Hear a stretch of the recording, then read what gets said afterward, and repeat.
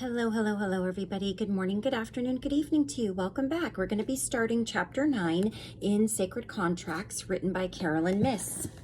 Now, we just completed putting our wheel together. Whether you've done that on paper or you've done it in your mind or you're not ready to do that, that's okay wherever you're at. If you want to wait till you're done with this book, I believe that when you feel in the mood to do it and you feel like the time is right and you have the mental and emotional and physical energy to do it, that's when you should do it, even if it's just working at it little pieces at a time. That's sort of what I've been doing. So chapter 9, we're going to be talking about interpreting your contracts and your archetypal wheel. So we're going to read the first section for sure, and then possibly the second section, which is a little bit shorter. So let's go ahead and get started. In chapter 8, you investigated your reasons for choosing your personal archetypes and began to identify the challenges and problems that you need to address, along with the talents and blessings you ought to appreciate. All of these gifts and challenges reflect aspects of your divine potential. The wheel and the 3-column model are like the left and right hands of your body. Using both systems in tandem provides you with a symbolic perspective on individual experiences and a conscious method of determining your future actions. In this chapter, you'll be interpreting your archetypal wheel as a whole, pulling together all the different interpretations. Before I give you the specific steps to follow, however, I want you to see what the process looks like in general terms. My wheel, that's what this section is titled. Although I have written and spoken frequently on how my professional life took shape, I have not been as open about my personal life. Because I work with my own archetypes and energies every day, I did not cast my own archetypal wheel in careful detail until I had worked with those of many hundreds of people in my workshops. But while writing Sacred Contracts, I decided that the time had come to take a good look at my own life's journey. Since you already know something about me and my work, I hope that my interpretations of my wheel may help you with your own. My archetypes and their respective houses appear in figure 6, and that is right down here below. So I will show it to you, but again, it's kind of hard to see. I'm going to try to get as close as I can. And this is just an example of her wheel. So for example, we'll start at the bottom. In the first house in Aries, she has her queen, which is the ego personality. In the second house of Taurus is her hermit, which is life values. In her third house, which is Gemini, she has the judge, which is self-expression and siblings. The fourth house in Cancer, she has her author, which is her home. Then in the fifth, which is Leo, she has pioneer and also creativity, good fortune. So these words are on the inner part of the wheel that I'm reading to you. Her archetype is next to that. And then on the outside of the rim of the wheel, we have our zodiac signs. And then on the outside are our numbers. Okay, so number 6, she has in the house of Virgo, she has victim, which is attached to occupation and health. Then we have Libra, she's a mystic nun, and that is in marriage and relationships, that's in 7. In number 8, Scorpio, she has the child, which is other people's resources. Number 9 is the saboteur in the house of Sagittarius, spirituality. Number 10 in Capricorn, she has prostitute, which is where our highest potential lies in the 10th house. In the 11th house of Aquarius, where our relationship to the world lies, she has the teacher. And in the 12th house of Pisces, where the unconscious lies, she has intuitive, healer. Like 12 separate strands of thread, my archetypes and houses stretch backward through the years of my life to my earliest childhood memories. Each of these patterns has such a loud voice in my spirit that I can connect with it easily simply by closing my eyes for a moment. I can feel its energy penetrate my thoughts and perceptions. To know and understand yourself and your place in this world, you need to unravel these 12 threads and keep your fingertips on them so that you can sense when they vibrate to current events and interactions in which you find yourself. As you follow me through my wheel, keep track of any associations that spring up in your own mind. The teacher resides in my 11th house, underscoring the primary way I relate to the world, which I see as a classroom. Following the teacher thread, my own greatest teachers from childhood onward have been my family and a line of superb school teachers and professors, most of whom were Roman Catholic nuns. The nun in my house of relationships reflects how I extend the influence of those teachers through my own spirit to those with whom I engage. Not only did the nuns wake up my love for theology, history, and literature, but along with my parents, they also taught me about the domain of angels, saints, and the intimate presence of God. The nun in me also does most of my book shopping, except that she never heard of the vow of poverty. The nun is so prominent in me that while in college, I considered entering the convent. Relating to the world through a prayerful life was positively seductive, and many of my friends did enter, drawing me even closer to the community of nuns. Yet in spite of the spiritual atmosphere that such a community could offer me, I felt that it was not a fit, at least not in this lifetime. I needed to be free from the traditional vows so that I could relate to people, symbolically speaking, from outside the convent walls. Yet when I teach and when I do readings on people, I am still under vows to be of service and a vow of silence. If I perceive an illness in someone who has not come to me for a reading, for example, I don't volunteer that information. I maintain my silence unless I am asked specifically about it, either by that person or by a physician. Often when I use my intuition, I first close my eyes and enter the inner chapel of my spirit. I visualize it as the chapel on the campus where I went to college, which was also a convent.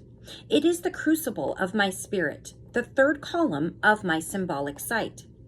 My nun and my teacher are two of the three archetypes that have the most presence in my workshops. The classroom is a theater in which I can lead people through their fears and into a passion to live a more liberated and healed life. I have a fire in me that wants to blast people out of their pattern of yearning for a more fully realized life, and yet foregoing every opportunity to bring it about.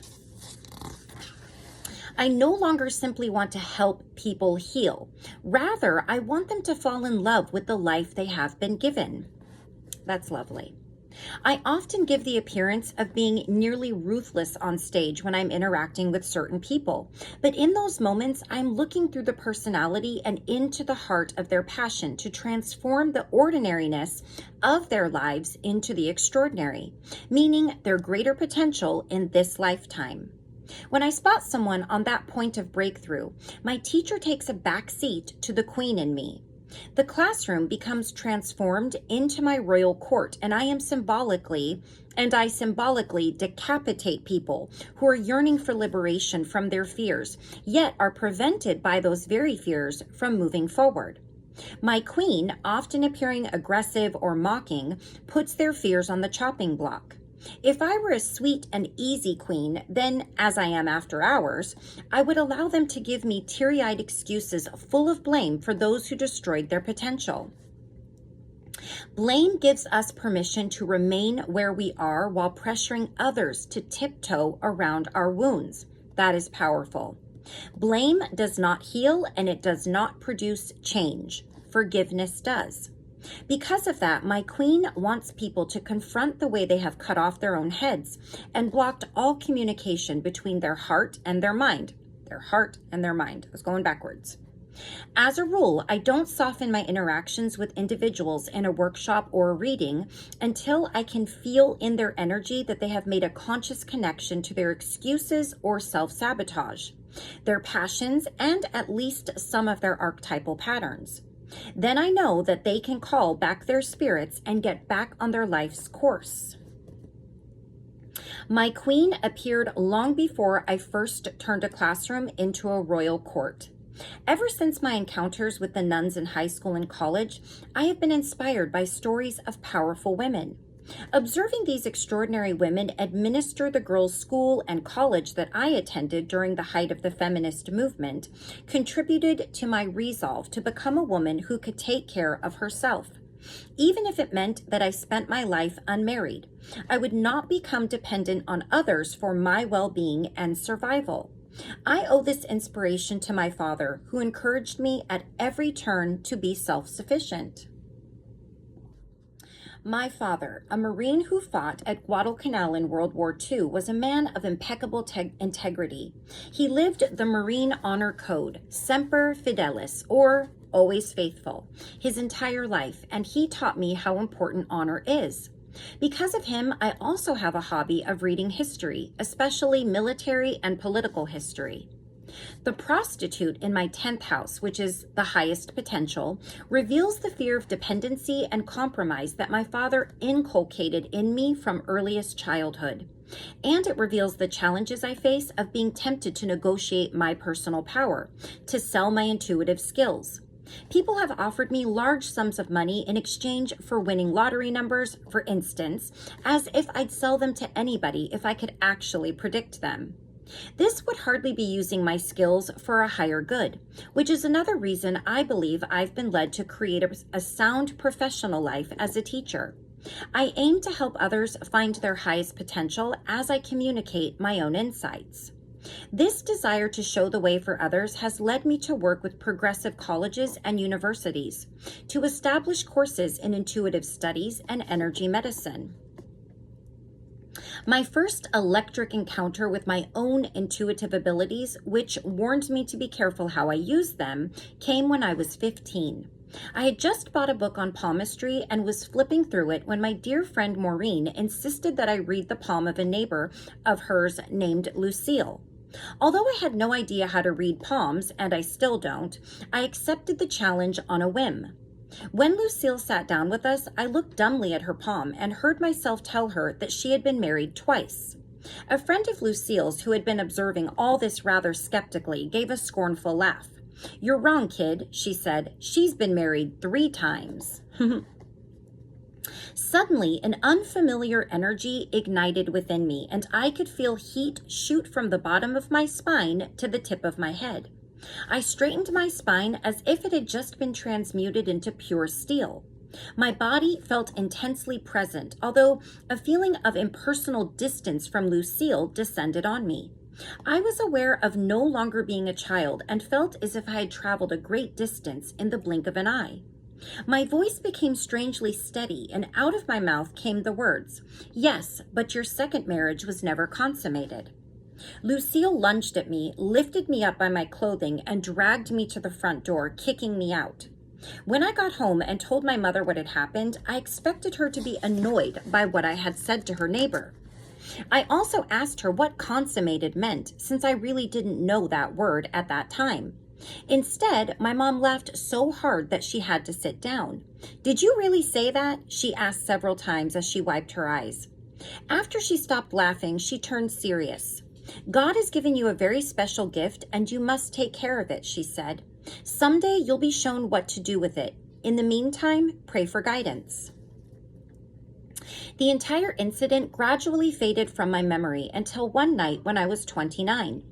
In a peculiar dream, I was visited by a guide who told me, "I've returned. Now it's time for you to go to work." Before a year had passed, I had begun to sense people's health conditions intuitively. Within 2 years, I was giving readings as a medical intuitive. As grateful as people often seemed for the help and guidance I was able to give them, however, I never forgot the look of sudden rage on Lucille's face as she came at me that day. Perhaps she too was an angel sent to warn me to be careful how I used my intuitive gifts.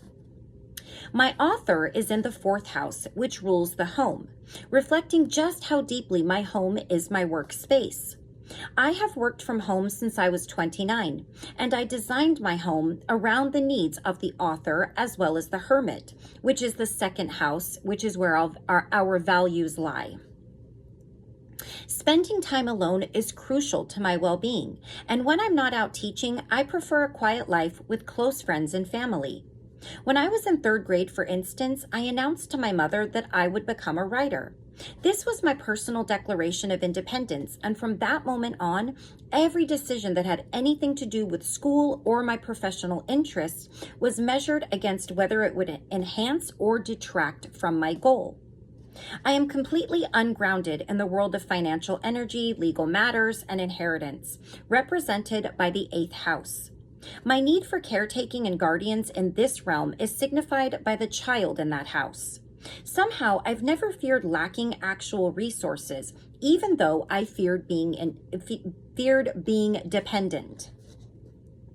For instance, when the publishing company I was helping to found in 1982, along with 2 friends, was not yet producing any income, I took a job as a copywriter with a public relations firm.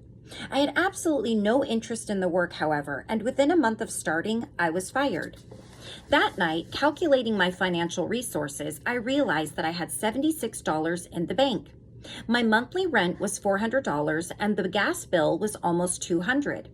My first thought in assessing this situation was, okay, this means God will not send me a problem that costs more than $76. The next day, my mom called with some unexpected news. 12 years before, in an out-of-character venture, she had purchased a few thousand shares of a stock that had been selling for 3 cents a share. My brothers and I teased her relentlessly about this investment until she refused to discuss it any longer, and we all had long since forgotten about it. Now my mother was calling to tell me that a stockbroker had contacted her out of the blue to ask if she remembered buying that penny stock. He then told her that the stock was now worth more than $6 a share. She told him to sell it immediately, and with my father's blessing, divided the proceeds among all 3 of us kids.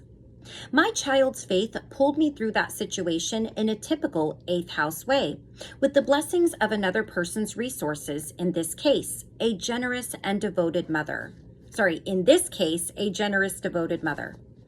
My victim archetype has played a substantial role in my health since my childhood years, so its presence in my house of occupation and health is appropriate. Early on in my days at school, whenever I was under pressure, I experienced migraines and other maladies. My body has always been almost instantaneously responsive to physical or emotional stress. Having gone through a number of health challenges and years of chronic pain, I know what it's like to wait in the doctor's office to find out whether you have an illness for which there is no cure. Since I work with the energy of health and illness to try to help others heal their ailments, the victim also makes sense in this house. Indeed, the victim in me identifying with the victim in others inspired my book, Why People Don't Heal. As I was working on that book, I realized that every time I was preparing to write a book or was about to receive an inspiration, I was visited by some form of a health crisis. Before and during my work on Anatomy of the Spirit, for instance, I suffered from a series of debilitating migraine headaches. After witnessing a woman in one of my workshops engage in what I call woundology, trading on the currency of her past traumas, I began asking myself the question that inspired my next book: why don't people heal? The day after I first asked that question, I woke up with the onset of what would become years of chronic pain and occasional depressions. These ailments did not begin to abate until I recognized that I myself had fallen prey to becoming a woundologist, someone who defines herself by the bad things that have happened to her. I know so many people like that. They're attached to their illness or their disease, and it's like it's just a part of them, and you could offer them a cure. And if you offered that to them and said, hey, if there was a cure, would you want it? They would say yes. But if somebody really came to them and asked if they wanted a cure, sometimes I wonder how many people might have to think about it before they choose it, because it has become a part of them. And it's not something that's you're consciously doing. It's something that's deep in the subconscious for a lot of people. And that's why it's so important to not get attached to this. I have anxiety, I have depression, I have this, that, or the other thing. acknowledging it too much and feeding into it is adding fuel to that fire. And I know I've been there with anxiety, I've been there with depression, I've been there with addiction, I've been there with those things. It's very easy to make it a part of who you are, but it's also really important to know that that's not who you are. Those are symptoms, not a disease, and that they are fixable and that you are powerful to fix it. And you're the only one who can fix it. Okay, and now I lost my place in my little rant here.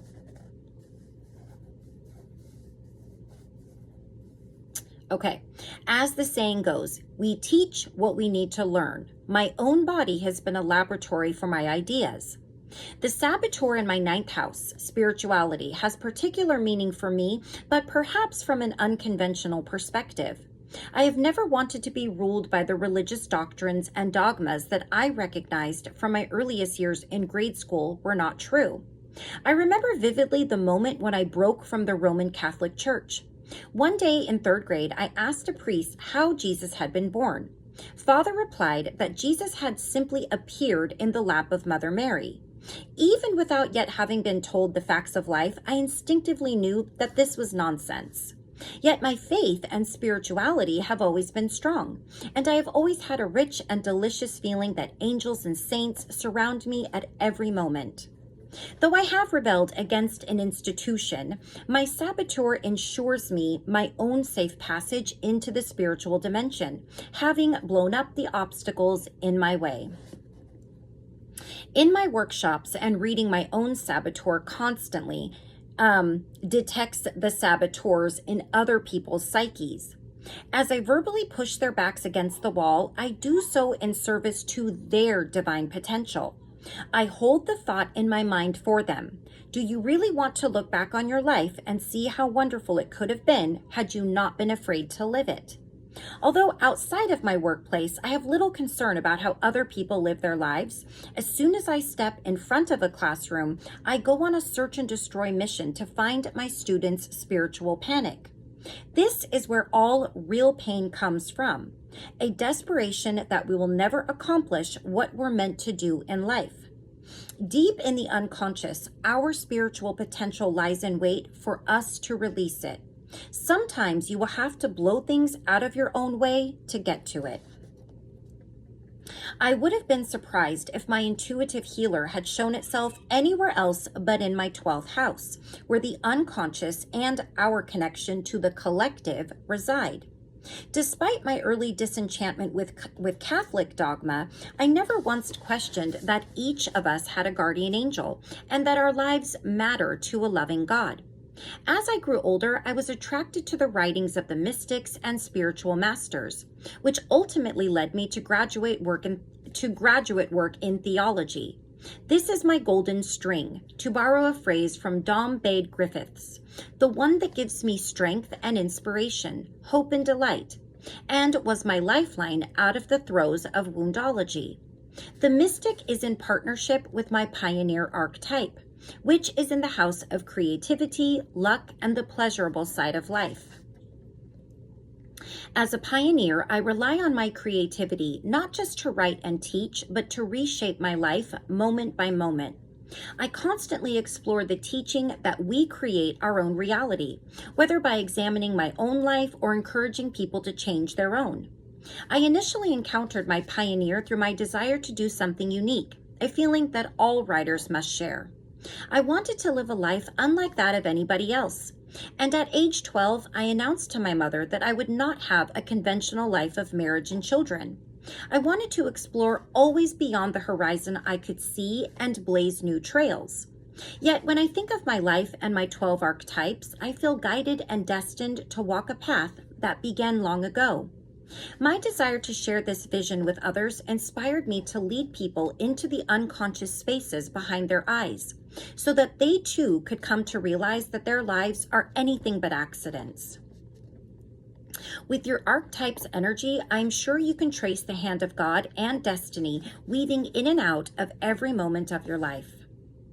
Life is meant to be a mystery, and we will never be able to make it a logical adventure, but we can interpret the clues that the hand of God leaves on our path. With any luck and with the blessings of heaven, I hope that my sacred contract can serve you on your own journey. If I were sitting with you, teaching you how to gain access to your own unconscious companions, I would symbolically take you by the hand and say, "Follow me, because I know how to find them. I know how they disguise themselves in your psyche and spirit, and how they hide themselves in the events of your life. Now that you have identified your archetypes, you too can start spotting their influence at any moment. When I look at someone's face, I look beyond that face and into the cellular memory in my heart that says, 'Finally, you and I have met again, and now we must find out why.'" To sense an archetypal thread connecting you to another person is to connect with the soul agreement that is finally manifested in time and space. Ask yourself what you know about yourself today and what you don't know. What are your mysteries and what have been your greatest influences, both positive and difficult? Ask yourself,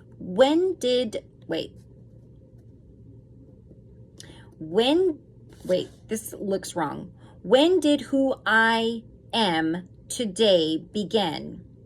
When did who I am today begin? I don't know why I couldn't get that out.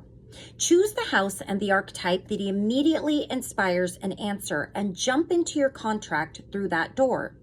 Random interpretation gives free rein to your memory and imaginings, but others are more comfortable following the numerical order of the chart. Find your comfort zone and take it from there. Now, here are some steps you can follow in using your archetypal wheel to interpret your own contract. I'm just taking a look to see what we have here. I think I'm going to stop there because even though the next section isn't really long, we're already at over 25 minutes just reading about the author's archetypal wheel and her, of course, giving us a little more guidance as far as ours go. So we're going to stop right there, and I'm going to be back very soon to read the next one. Probably the next two sections because one is very short and the other one a bit longer. And so yeah, we'll start reading following the steps on how to interpret our own contract. It seems like an appropriate place to stop. So put a pin in it or a bookmark. Thank you all so much for joining me. I love you all very much. And until I see you again, please take care of yourself. Please take care of those around you. I will see you again soon for the next one or two sections in chapter 9. Bye-bye.